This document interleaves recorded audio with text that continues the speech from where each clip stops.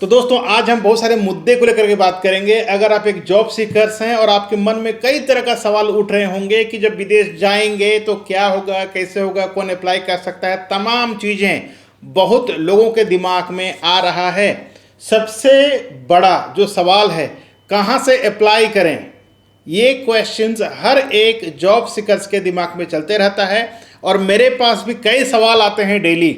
मतलब काउंसलिंग तो पूछते नहीं है सारी बातें, काउंसलिंग तो ये बोलते हैं कि सर क्या आप हमें हेल्प कर सकते हैं अप्लाई करने के लिए, लेकिन उनका क्या जो सिर्फ मेरे वीडियोस देखते हैं और कमेंट्स में लिखते हैं कि कहाँ से अप्लाई करें, किसको ट्रस्ट करें, क्योंकि जहाँ भी देखो लोग बेवकूफ़ बनाते हैं। इस तरह का क्वेश्चन आता है दोस्तों।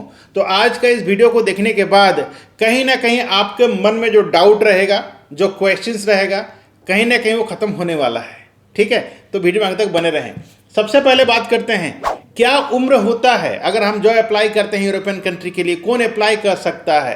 तो मेरा दोस्त, अगर आपका एज 21 साल से 45 साल के बीच है तो आप अप्लाई कर सकते हैं। अब ऐसा कहीं नहीं लिखा है कि 45 साल के बाद वाले अप्लाई नहीं कर सकते, ऐसा नहीं है, ना ही ऐसा कोई नियम है दोस्तों। लेकिन मेरा जो पर्सनल एक्सपीरियंस है, वहाँ का जो एम्प्लॉयर होते हैं वो ये देखते हैं कि आप यंग डायनामिक हैं कि नहीं है। वहाँ जाने के बाद क्या आप वैल्यू दे सकते हैं उनका कंपनी को, कुछ वैल्यू ऐड हो सकता है, वहाँ जाने के बाद आप मेहनत कर सकते हैं। इसके अलावा बहुत सारे और रीजंस हैं जिसके वजह से वो ये कहते हैं कि हमारे पास जो भी जो अप्लाई करेगा उनका उम्र 21 साल से 45 साल के बीच होना चाहिए। अब तो कई कंपनी ये भी कहने लग गए हैं कि हमारा जो रिक्रूटमेंट का पॉलिसी है वो 21 साल से लेकर 40 साल कर दिया गया है। ठीक है, तो ये हर एक कंपनी का अपना अपना खुद का पॉलिसी होता है, सरकार का ऐसे कोई नियम नहीं है दोस्तों। आप में से कई लोगों का ये डाउट था कि अगर हमारा उम्र 44 है या 43 है, हमें अप्लाई कर दिए तो वहाँ पहुँचने के बाद क्या हमें वापस भेज दिया जाएगा जब हम 45 कंप्लीट कर लेंगे? तो ऐसा बिल्कुल नहीं है।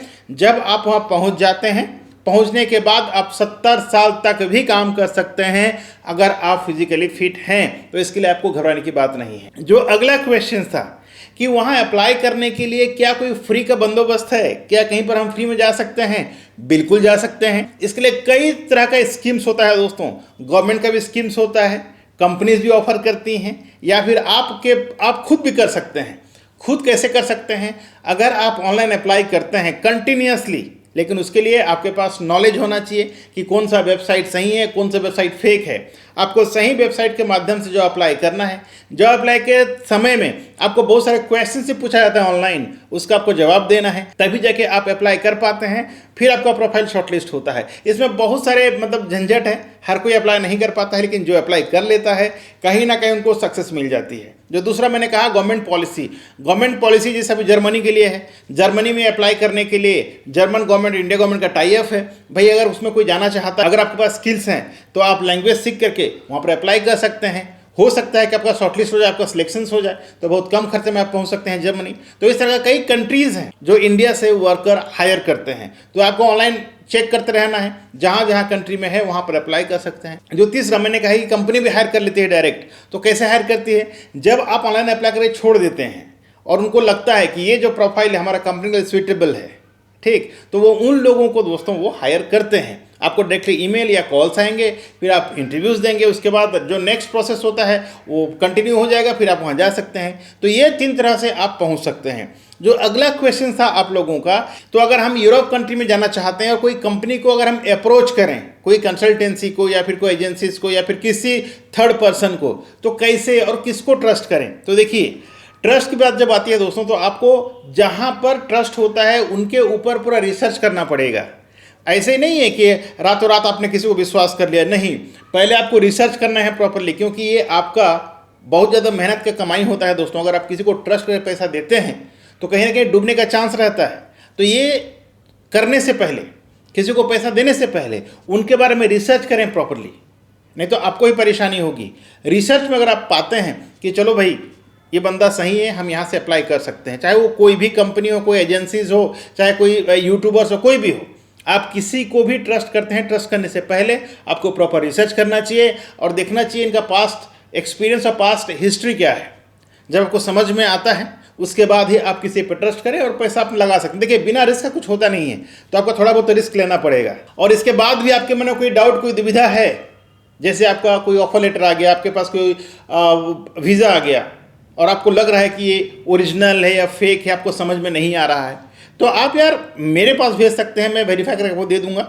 मैं पूरा कोशिश करूंगा कि आपको मैं हेल्प कर पाऊँ इस मामले में, ठीक है, और फिर आप आगे डिसीजन ले सकते हैं, ठीक। अब अगला जो क्वेश्चन था, मैंने कई क्वेश्चंस देखा है अभी कमेंट्स में कि कहाँ जाने पर कितना कमाई होता है, हम कहाँ पर कितना ज़्यादा कमा सकते हैं। तो देखिए, कमाई हर कोई कमाने के लिए ही जाता है, ज़्यादा से ज़्यादा इनकम करने के लिए जाता है, लेकिन मेरा माने तो पहले आप सैलरी के बारे में मत सोचें दोस्तों। सबसे पहले ये सोचें कि कैसे आपको वहाँ का वीज़ा मिल जाए। आपका जो भी ड्रीम कंट्री हो, चाहे वो माल्टा हो, क्रोएशिया हो, लिथुआनिया हो, लग्जमबर्ग हो, रोमानिया हो, नीदरलैंड हो, कोई भी कंट्री हो, जैसे फ्रांस, जर्मनी, कोई भी कंट्री आप जाना चाहते हैं, जाने से पहले ये मत सोचना कि मुझे वहाँ जाने पर कितना पैसा मिलेगा। हालांकि कैलकुलेशन ज़रूरी है, लेकिन पहले ये सोचो कि भाई उस कंट्री के लिए क्या मेरा प्रोफाइल सुइटेबल है।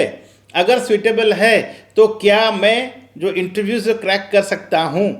इस तरह का सोच रखिए और अपने आप को बूस्ट करिए, अपने आप को ट्रेन करिए। एक बार आप ट्रेन हो जाते हैं, इंटरव्यूज़ दीजिए। इंटरव्यूज़ देने के बाद अगर आपका प्रोफाइल सही रहा तो आपका सैलरी डेफिनेटली ज़्यादा मिलेगा। दूसरी बात एक और बता देता हूँ, यहाँ पर आपको जो डाउट्स को क्लियर कर देता हूँ। वहाँ का लोकल लोगों को जो कंपनी हायर करती है उनका सैलरी ज़्यादा होता है कंपेयर टू योर सैलरी। अगर आप इंडिया से जाते हैं, बांग्लादेश, पाकिस्तान, कहीं से भी जाते हैं आप, ठीक है, आपका सैलरी उनका सैलरी के कंपेयर में कम रहेगा शुरुआत में। तो आपको क्या करना है, उन लोगों का सैलरी के साथ आपका सैलरी का कंपेयर नहीं करना है। इसका बहुत सारे कारण हैं, ठीक है, जो मैं यूट्यूब पर नहीं बता सकता हूँ, आपको ये समझना है। जैसे आप वहाँ पर पहुँच जाते हैं, धीरे धीरे जैसे आपको एक्सपीरियंस होता है दोस्तों, आपका सैलरी बढ़ जाता है। तो सैलरी के बारे में तो सोचना नहीं है, बस यही सोचना है कि कैसे करके मुझे वीज़ा मिल जाए, कैसे करके वहाँ पर पहुँच जाऊँ। आखिरी सवाल मैं ले रहा हूँ आज, ठीक है। कई लोगों का ये सोचना है कि क्या हमें 45 साल के बाद जॉब क्यों नहीं मिलता। तो मेरा दोस्त, अगर 45 के बाद जॉब नहीं मिलता, कोई कह रहा है, कोई कंपनी कह रहा है, तो मेरी बात आप माने, आप 25 साल में क्यों कोशिश नहीं करते हैं, 30 साल में क्यों कोशिश नहीं करते हैं। ये जो है ना लड़कपन, ये सब छोड़ करके अपने करियर पे ध्यान दीजिए मेरे हिसाब से, क्योंकि बाद में बहुत पछताना पड़ता है मेरा दोस्त। क्योंकि मैं पर्सनल एक्सपीरियंस हूँ, इतना लोग मेरे पास आते हैं और इतना परेशान रहते हैं, क्योंकि जब वो 25 साल 30 साल के थे, जब उनको उस समय मतलब नौकरी में जाना था, जॉब करना था, करियर के प्रति ध्यान देना था, वो लोग दिए नहीं। कई सोचते थे कि मेरा माता पिता के पास बहुत सारा पैसा है, मुझे काम करने की क्या ज़रूरत है।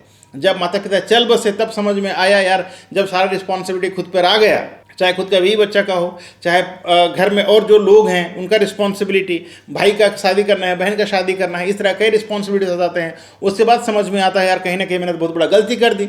जब मुझे कमाना था तब मैंने ऐसी की, और अब जो समय आया काम करने का तो मुझे काम नहीं मिल रहा है। तो मेरा दोस्त, करियर का शुरुआत ऐसा नहीं होता है, ठीक है। करियर का शुरुआत को शुरू से करना पड़ता है, बाद में बहुत पछताना पड़ता है। तो जो भी यंगस्टर मुझे देख रहे हैं, उनसे मेरा निवेदन है, मेरा रिक्वेस्ट है कि अगर आपका एज अभी फिलहाल 20, 22, 25 साल है दोस्तों, तो अभी सोच लीजिए अपना करियर को लेकर के। आपको सतर्क होना है, आपको कॉन्फिडेंट होना है, आपको रिस्पॉन्सिबल होना है अपने लिए, अपने परिवार के लिए। बाकी आप लोग समझदार हैं आगे क्या करना है। मेरा कोशिश यही रहता है कि आप लोगों को कैसे मैं मोटिवेट कर सकूं, कैसे गाइड कर सकूं, ताकि आप अपना जो सपना है उसको पूरा कर सकें, वो भी सीमित समय में। So thank you so much for watching. मैं अशोक कुमार साहू, करियर कोच, आपसे विदा लेता हूं आज की इस वीडियो से। जाने से पहले आपसे रिक्वेस्ट रहेगा, अगर आप पहले बार चैनल पे आए हैं तो चैनल को सब्सक्राइब कर लीजिएगा, साथ ही बेल आइकन को ऑन करके नोटिफिकेशन बटन को ऑन रखें, क्योंकि इसी तरह का इन्फॉर्मेटिव वीडियो मैं हर दिन लेके आता हूं आप लोगों के लिए, जो आपका करियर के लिए बहुत ज़्यादा हेल्पफुल हो सके। तो थैंक यू सो मच। जय हिंद, जय भारत।